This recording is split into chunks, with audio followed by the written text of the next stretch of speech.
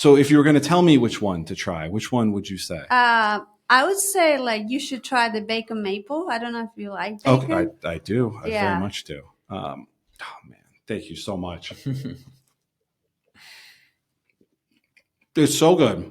It's so rich, and like you can look at the pastries, and it looks just like good pastry. Like you've got the bubbles in there, and we have to stop the podcast. One of the characteristics of a well fermented donut, it's a fun fact, is called a skunk line. So that little white line that you see that ring around the edge of the donut, that basically shows where the donut was floating on top of the oil, and so you can tell if it was properly fermented, it's going to have that line. If it wasn't, it would be sinking too low. It'll be too dense, and it won't have that line. So this is the Donerds we're talking about. I'm learning. Exactly. Yeah, this is the science. The science of the perfect donut. So look for that ring. And you're right. Look at you guys. You've got perfect little rings around the edges. Yeah.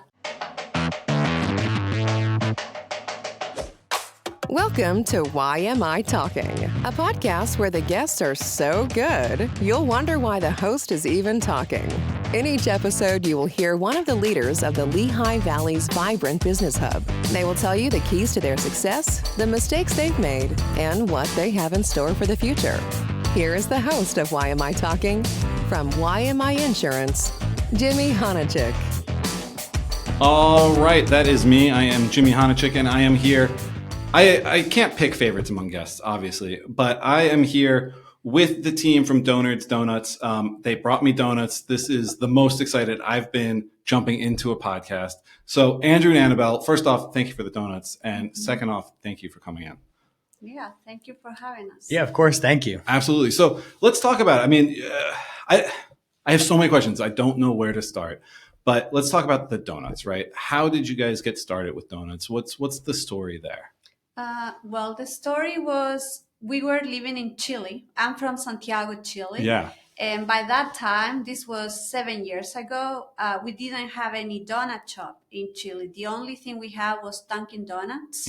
And people went insane for them. So Andy's grandfather used to be a pastry chef. Oh, okay. And we were like, what are we doing? I mean, it's the perfect timing because there's just Dunkin' Donuts and people love it. Yeah. Why don't we create something, unique, like craft donuts? And your grandfather is a pastry chef, so he shared the recipe with us.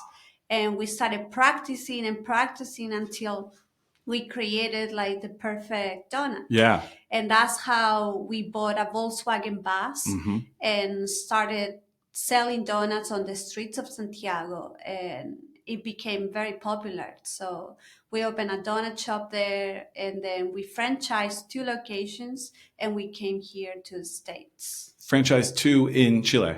Yeah. Oh, wow. So there's Donerds Donuts down there. Yeah. Wow. And so, I mean, that's cool, Andrew, having the family ties, kind of following your grandfather's footsteps.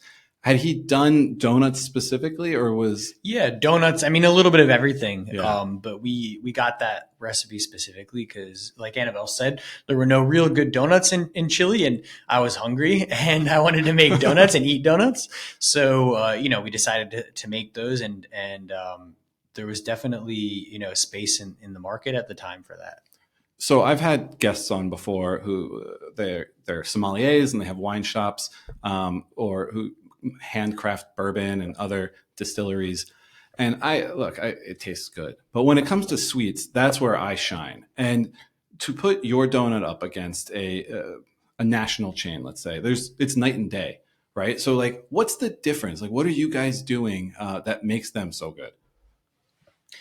Yeah, I mean, I think just making them fresh every day is the number one thing. And then we have people, putting their heart and soul into decorating and filling and making sure everything is like as perfect as it possibly could be. And I think just Annabel and I have fun with it. I think probably with those big national chains, the fun maybe gets taken out of it. And so we're really agile. We can come up with new donuts all the time. I think just freshness and creativity are the 2 biggest factors. as you were talking, before you said the word, I wrote down the word fun because I follow you guys on social and that's the vibe that it gives off. I imagine like from a talent perspective, you have people who want to work there, right? Like it is a fun environment. How'd you guys put together a culture like that? Yeah, so our employees are very important for us. We really want to create like a good experience, not just for the customers, but for people that work there. So we do call it like the Doners family. And, we always do like special nights, how you say, like activities, so they feel that they are appreciated and that they can grow with us. It's Yeah. very important for us that. Yeah. And it looks like a fun environment. So, all right, we leave Chile and we're coming to the US. I couldn't think of like a less Chilean spot than Jim Thorpe, but how did you guys fall to Jim Thorpe? Like what made you choose Jim Thorpe? Yeah, I'm from New Jersey, and so my summertime as a child were spent in Jim Thorpe because my mom worked for Pocono Whitewater, which is the rafting, paintball, biking company there. Yep. And so when we started to grow our business in Chile, my mom actually let us know that she was purchasing a building in Jim Thorpe, and they were going to be turning the first floor into commercial space, and that if we wanted first dibs on one of those spaces, we could have it. And so we basically just jumped on that opportunity because I remember as a kid, how nice Jim Thorpe was, and it's just gotten more popular every single year. It's so funny. Like I can't think of a better spot except maybe Bethlehem in the area for like your style, this fun, this eccentric style of donuts. I imagine the Jim Thorpe community welcomed you guys right away. Yeah, it was great. Yeah. And talk about how long were you guys in Jim Thorpe? We've been in Jim Thorpe almost 3 years. Okay. Yeah. In January 1st is our anniversary. Oh, wow. So, yeah. So, I mean, that's funny. So you guys haven't been in stateside super long. No, we've just been here for years. And now you're starting your second location. Yeah. Let's talk about that. Bethlehem. How do you settle on Bethlehem? What gives you, all right. So I'm a scared person in general, but you guys switched countries and started a shop. And then you're like, you know what? It's going well here. Let's start a second shop. Like what gave you guys the courage to go ahead that would be something that would be successful? Well, first of all, we love Bethlehem. I'm more like a city person. So when we were in Jim Thorpe, I felt like the need to go to Bethlehem very often because it feels more like a city. And, there's so many shops, so many restaurants and more young people. So we were like, this has to be the second location in the States. And we want to grow. We don't want to stay just with 2 locations. We want to hopefully, be very well known. And I think we can because we have everything to do that. We have a great product. We have a great customer service. And, our product is very unique. So I think the expanding to Bethlehem was the best idea because I think the customers that we have, the Lehigh kids, and in general, there's a lot more an audience for the donuts that we offer. Yeah, and I think that we're just, we're young, and the business in Jim Thorpe got to the point where, we had a really good, trustworthy staff, and Annabel and I were like, okay, what do we do with our free time now that we have? And we're not the ones just to like sit on free time. We're going to put it to good use. And so, like Annabel said, we just want to keep growing, and it seemed like Bethlehem was the perfect second location. Yeah, and you touched on Lehigh students. I didn't even think about that. I mean, that's got to be a godsend for you guys, just down the street from Lehigh. They must love you. Yeah, it's been great to be there. And you talked about, and you guys do it so well. Like, there's all these different parts of the business, right? So the product itself, you guys, you're Donerds, like you focused on that. The marketing is unreal. I mean, let's talk about the color yellow. Annabelle and I were talking about that before we started. I feel like it's not used in logos a whole lot, but that makes you guys stand out. Like, how did you come up with that part of the business? Well, for us, the like we love science, and we really wanted to have a distinctive and unique image, and we consider ourselves nerds. That's Mhm. how is Donerds. We are the nerds of the donuts, and we wanted to incorporate science to the image. So everything is kind of like a science lab, where the donuts are the experiments and we are the nerds. That's why our uniform, if you see it, is kind of like nerds. Yeah. So we wanted to implement that. And my favorite color is yellow, and it's very it calls a lot of attention. Like we wanted to incorporate like nice colors because our donuts are so colorful too. So the image for us is extremely important as well. Yeah. And then talk about the donut and creating the perfect donut. I mean, you had a recipe, so that's a great start. What does it take day in and day out to make that donut consistent and consistently great? Yeah, I think you just said it, consistency. So like, having a structure in the kitchen, focusing on training and stuff like that. So, when somebody comes in to work, they know exactly what to expect. The different flavors that we come up with, Annabel really comes up with a lot of that. And it's just, us talking at home or driving around in the car. And a lot of that is, that can be practiced within a couple of days and perfected. But, when it comes to making the dough, that's just something that we're pretty strict about. And I think, that's what keeps it consistent. Yeah. And so you said you are the nerds of donuts and coffee. What makes you so nerdy? Like what about it? How do you bring the science to it?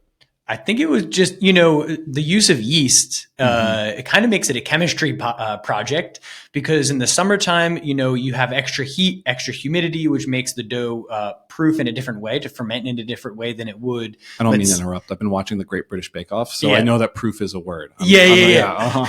And so the donuts proof differently in the summer than they would in the winter. Humidity and heat, all that impact it. So it always seemed like a science to us. And also the other aspect of the business, which is the coffee, is also like a science to us.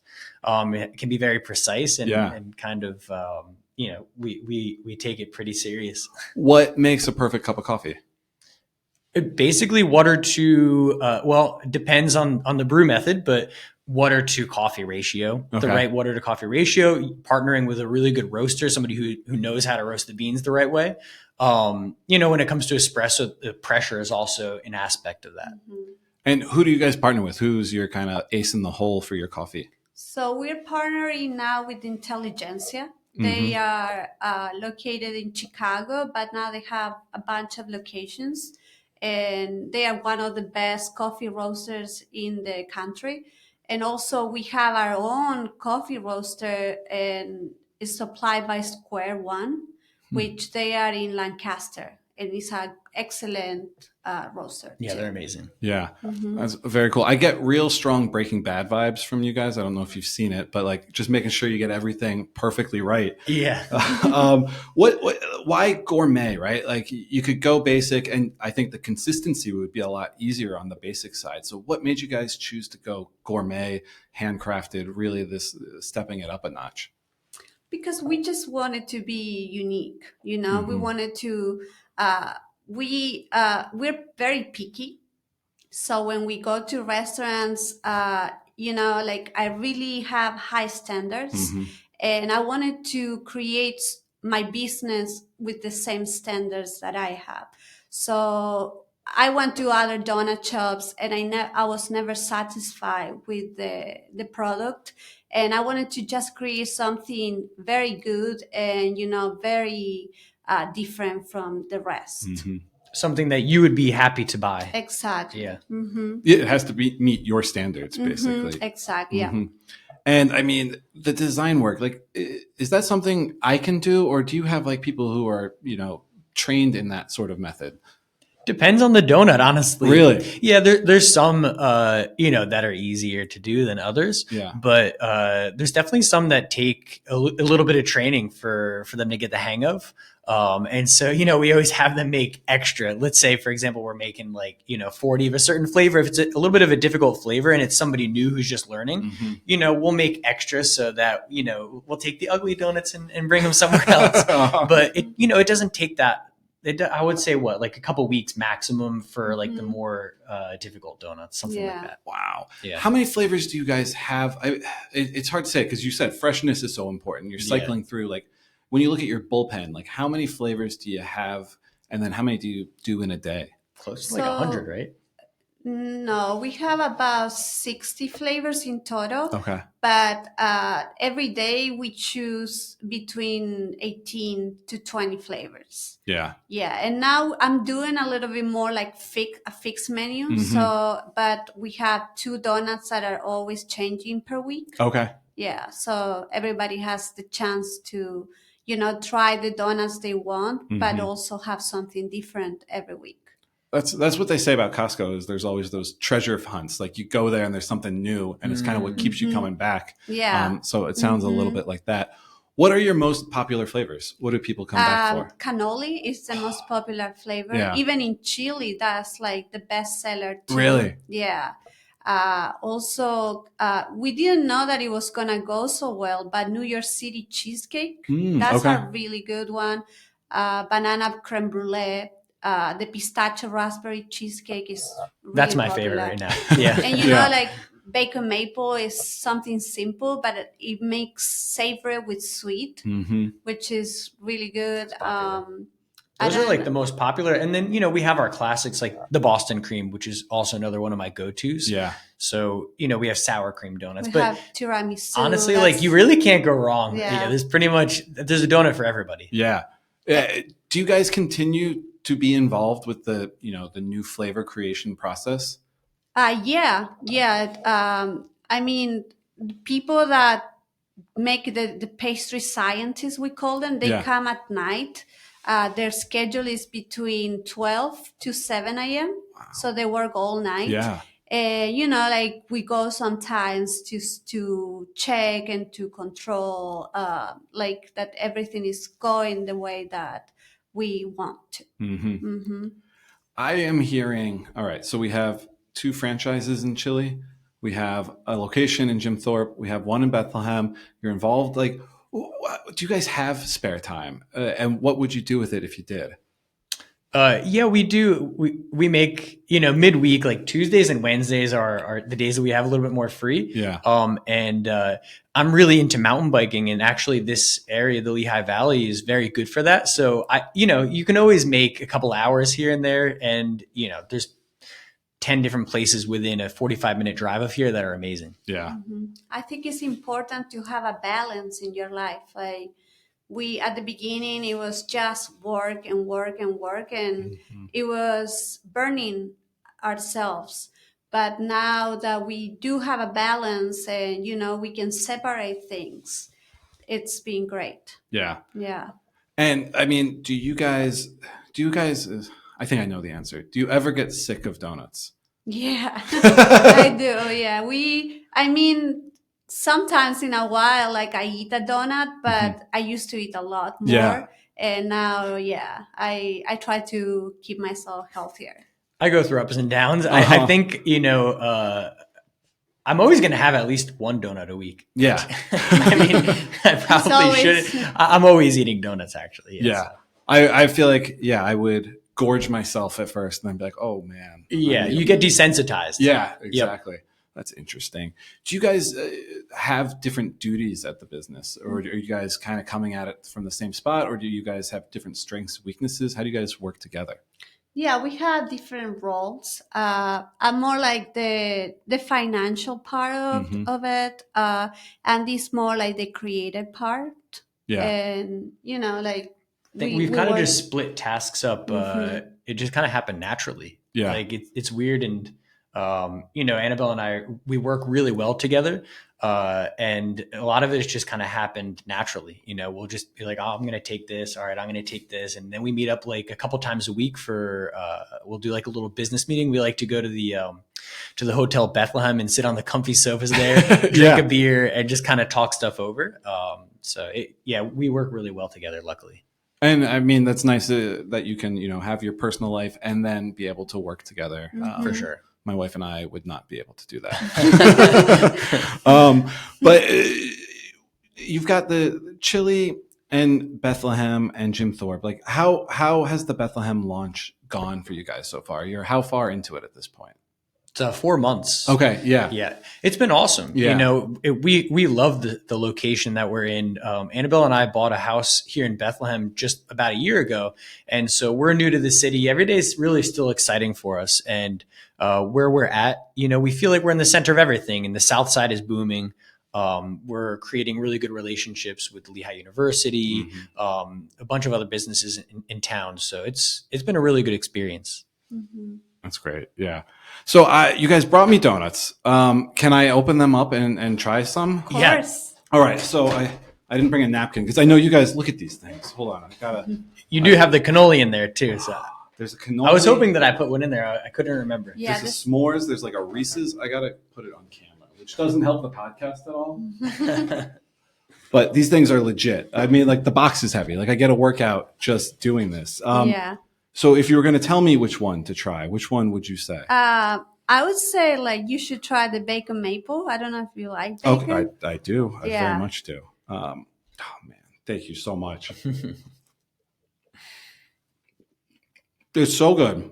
It's so rich, and like you can look at the pastries, and it looks just like good pastry. Like, you've got the bubbles in Yeah. there, and You we know have to what? stop the podcast. One of the characteristics of a well fermented donut, it's a fun fact, is called a skunk line. So that little white line that you see that ring around the edge of the donut, that basically shows where the donut was floating on top of the oil, and so you can tell if it was properly fermented, it's going to have that line. If it wasn't, it would be sinking too low. It'll be too dense, and it won't have that line. So this is the Donerds we're talking about. I'm Yep. learning. Exactly. Yeah, That's this is the The science. science of the perfect donut. So look for that ring. And you're right. Look at you guys. You've got perfect little rings around the edges. Yeah.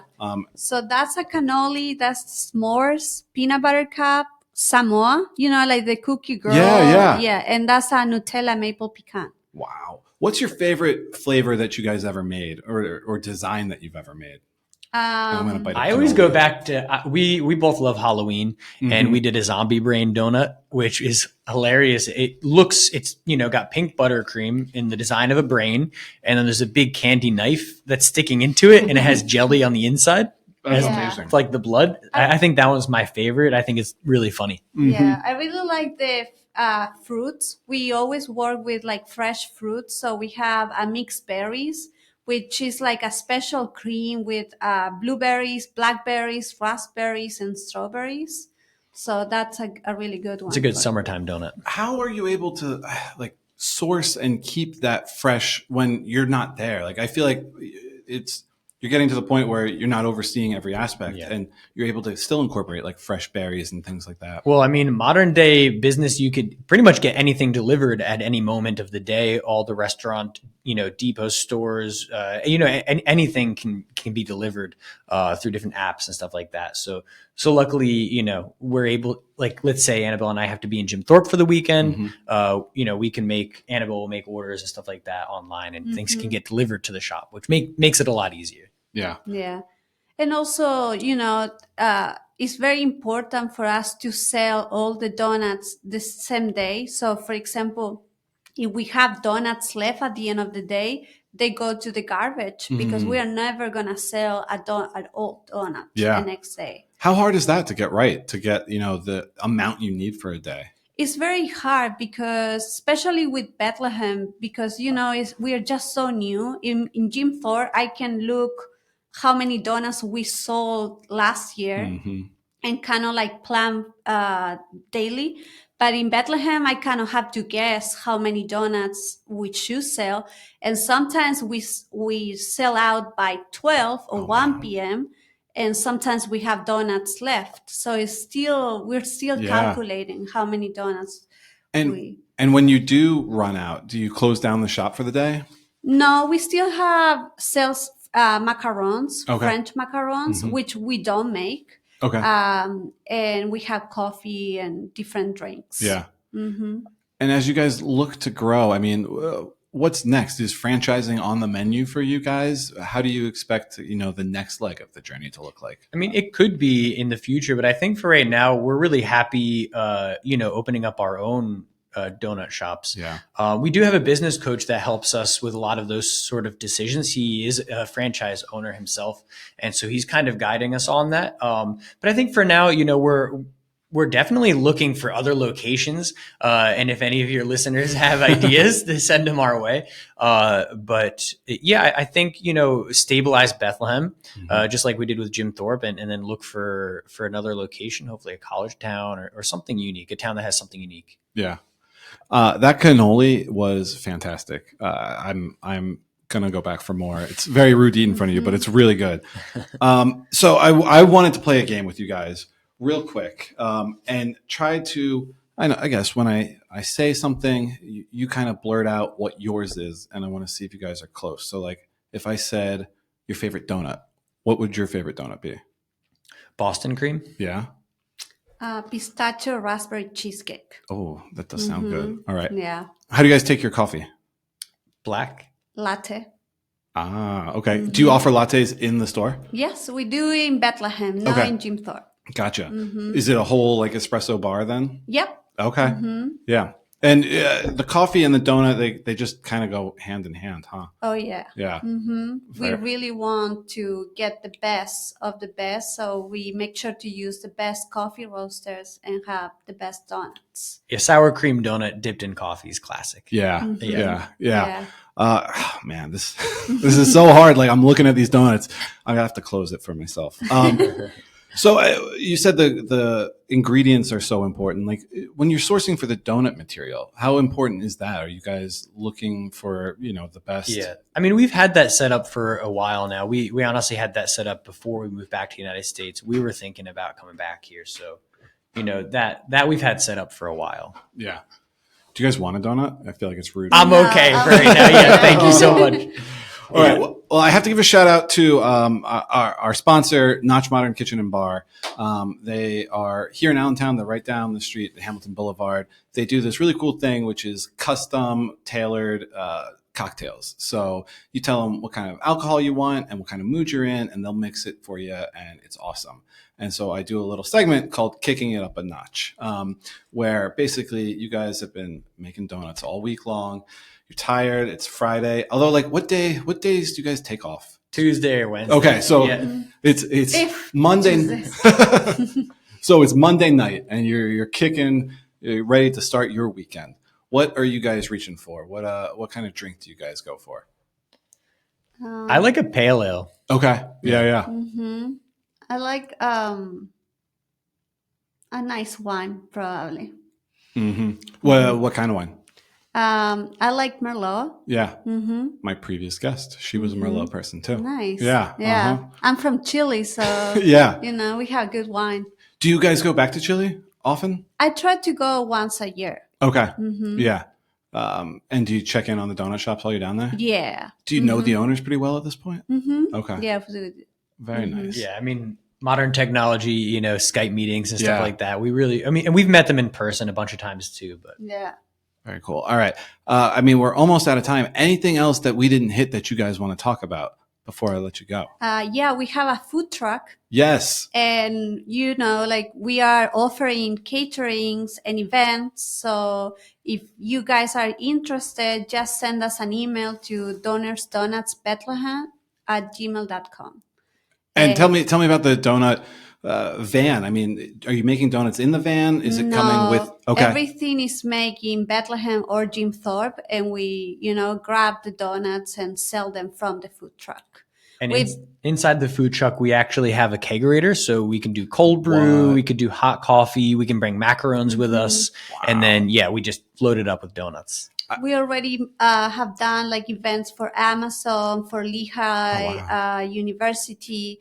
St. Luke's. St. Luke's. So just a bunch of different Yeah. like warehouses and stuff like that. I mean, that's perfect. I'm thinking about like when I go to food truck events or whatever, and there's the cheeseburgers and the pizza, and I'm used to that. Like seeing a donut, I bet that stands out a little bit.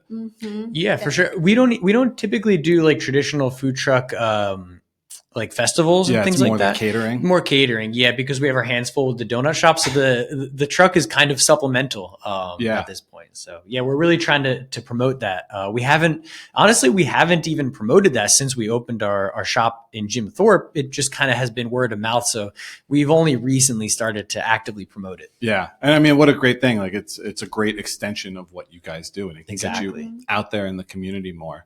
And to that point, I meant to touch on this. Like your social media presence is phenomenal. How if you were giving advice to someone aspiring to get to that level, not just an insurance agent, but anyone, like what would your advice be? How do you guys do what you do? Well, I would just be, honest with your audience. Not just focus on your product, but also be more personal. Like introduce the people that work with you, tell your real story, and just be more personal. People sometimes don't just want to see a product, they want to see what's behind that.